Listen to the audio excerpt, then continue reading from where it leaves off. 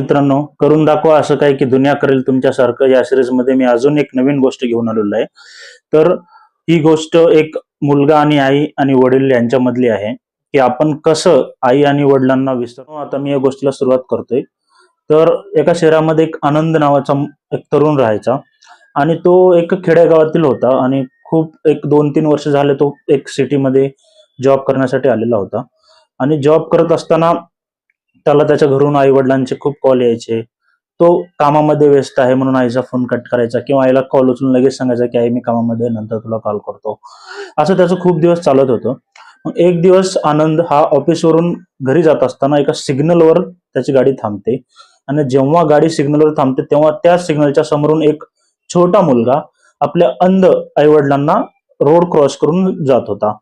आणि जेव्हा road cross केला तेव्हा तो लहान मुलगा त्याच्या आई वडिलाला एक बिस्किटचा पुडा देतो आणि खाऊ घालतो आणि त्यांचा आनंद पाहून आनंद तो मुलगा जो असतो गाडीत बसलेला आनंद तो खूप म्हणजे त्याच्या असं हृदयाला टच होतं की यार माझे आई वडील मला रोज कॉल करतात, मी त्यांना वेळ नाही देऊ शकत आहे, टाइम नाही देऊ शकत आहे, त्यांच्याशी बोलू नाही शकत आहे. असं त्याचे हुंदके बाहेर निघाले. आणि मग आनंद त्याची गाडी सिग्नल सुटल्यानंतर साईडला लावतो आणि आईला कॉल करतो. जेव्हा तो आईला कॉल करतो पहिल्या रिंग मध्येच त्याची आई त्याचा फोन उचलते. आणि आईचा जेव्हा आई फोन उचलते तेव्हा आईचं पहिलं वाक्य काय असतं मित्रांनो, तर पहिलं वाक्य असतं की जेवलास का रे. आई त्याला हे वाक्य बोलते की जेवलास का रे बाळा.